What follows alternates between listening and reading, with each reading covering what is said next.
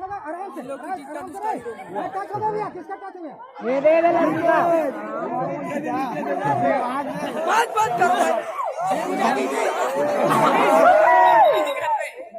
ये टिको दिशा टिको टिको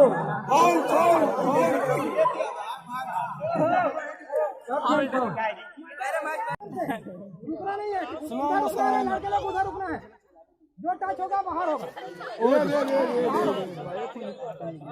बाहर हो जाओ। ठीक हो गया, पूरा सूते सूते